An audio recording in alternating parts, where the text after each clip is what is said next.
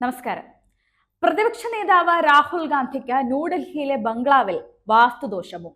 ആരൂഢം മറഞ്ഞതോടെ ന്യൂഡൽഹിയിലെ 20 വർഷം നീണ്ട തുഗ്ലക് ലൈനിലെ ബംഗ്ലാവിലെ താമസത്തിന് വിട ചൊല്ലിയിരിക്കുകയാണ് രാഹുൽ ഗാന്ധി. പ്രധാനമന്ത്രിക്കെതിരെ അപകീർത്തി ആരോപണം മുതൽ പാർലമെന്റിൽ നിന്ന് അയോഗ്യനാക്കപ്പെട്ട ആ വസതിയിൽ നിന്ന് ഇറങ്ങേണ്ടി വന്നിട്ടുണ്ട് രാഹുലിന്.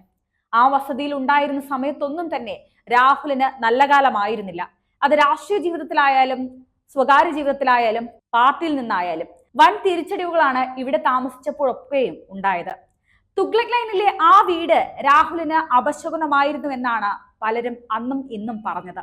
ഇപ്പോൾ ആ ഭവനം ഒഴിയുമ്പോൾ അതിനു പിന്നിലും ഈ വിശ്വാസമാണോ, ഈ വാസ്തുശാസ്ത്രമാണോ എന്നാണ് പലരും പറയുന്നത്. ന്യൂഡൽഹിയിലെ 5 സുനരി ബാഗിലെ ഔദ്യോഗിക വസതിയിലേക്കാണ് അദ്ദേഹം താമസം മാറുന്നതായാണ് ഇപ്പോഴത്തെ റിപ്പോർട്ട്. വസതി തിരഞ്ഞെടുക്കാൻ സർക്കാർ നൽകിയ പട്ടികയിൽ നിന്ന് ഇദ്ദേഹം 5 സുനരി ബാഗിലെ ബംഗ്ലാവാണ് തിരഞ്ഞെടുത്തത്. കഴിഞ്ഞ ദിവസം സുനരി ബാഗിലെ വീടും പരിസരവും നോക്കാൻ പ്രിയങ്ക ഗാന്ധി ഇവിടേക്ക് എത്തുകയും ചെയ്തിരുന്നു. 20 വർഷത്തോളം രാഹുൽ കഴിഞ്ഞ തുഗ്ലക് ലൈനിലെ ബംഗ്ലാവ് നിലനിർത്താൻ അദ്ദേഹത്തിന് അവസരം നൽകിയിരുന്നു. എന്നാൽ ചില വാസ്തു പ്രശ്നങ്ങളുടെ പേരിൽ ഈ ഓഫർ അദ്ദേഹം നിരസിക്കുകയായിരുന്നു എന്നാണ് പുറത്തുവരുന്ന റിപ്പോർട്ടുകൾ. അതായത് ഇത്തരം കാര്യങ്ങളിലൊക്കെ രാഹുൽ വിശ്വസിക്കുന്നുണ്ട് എന്നാണ് ഇതിൽ നിന്ന് മനസ്സിലാകേണ്ടത്. ലോക്സഭാ പ്രതിപക്ഷ നേതാവ് എന്ന നിലയിൽ ക്യാബിനറ്റ് മന്ത്രിമാർക്ക് നൽകുന്ന തുല്യമായ വസതിക്ക്, അതായത് ടൈപ്പ് 8 വസതി രാഹുലിനും അർഹതയുണ്ട്. കർണാടകയിൽ നിന്നുള്ള BJP നേതാവായ A. നാരായണ സ്വാമിയാണ് സുനരി ബാഗിലെ ഈ ബംഗ്ലാവിൽ മുൻപ് താമസിച്ചിരുന്നത്. 2021 മുതൽ 2024 വരെയുള്ള കാലത്ത് സാമൂഹിക നീതി വകുപ്പ് സഹമന്ത്രിയായിരുന്നു അദ്ദേഹം. ഇക്കഴിഞ്ഞ ലോക്സഭാ തിരഞ്ഞെടുപ്പിൽ ഇദ്ദേഹം പരാജയപ്പെടുകയായിരുന്നു.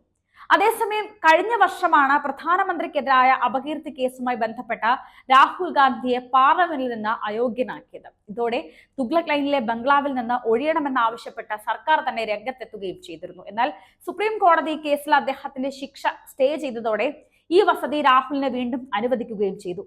രാഹുലിന്റെ അമ്മയും രാജ്യസഭാ എംപിയുമായ സോണിയാഗാന്ധി ജനപഥിലെ 10-ാം നമ്പർ വസതിയിലാണ് ഇപ്പോഴും താമസിക്കുന്നത്. 2020 ഗാന്ധി കുടുംബത്തിന്റെ SPG സുരക്ഷ പിൻവലിച്ചതിന് പിന്നാലെ 35 ലോധി റോഡിലെ വസതിയിൽ നിന്ന് ഒഴിയണമെന്ന് പ്രിയങ്ക ഗാന്ധിയോട് സർക്കാർ ആവശ്യപ്പെട്ടിരുന്നു. 1997 പ്രിയങ്കയ്ക്ക് ഈ വസതി അനുവദിച്ചത്. 2021 ഗാന്ധി കുടുംബത്തിന് നൽകി വന്നിരുന്ന SPG സുരക്ഷ പിൻവലിക്കാൻ കേന്ദ്ര സർക്കാർ തീരുമാനിക്കുകയായിരുന്നു.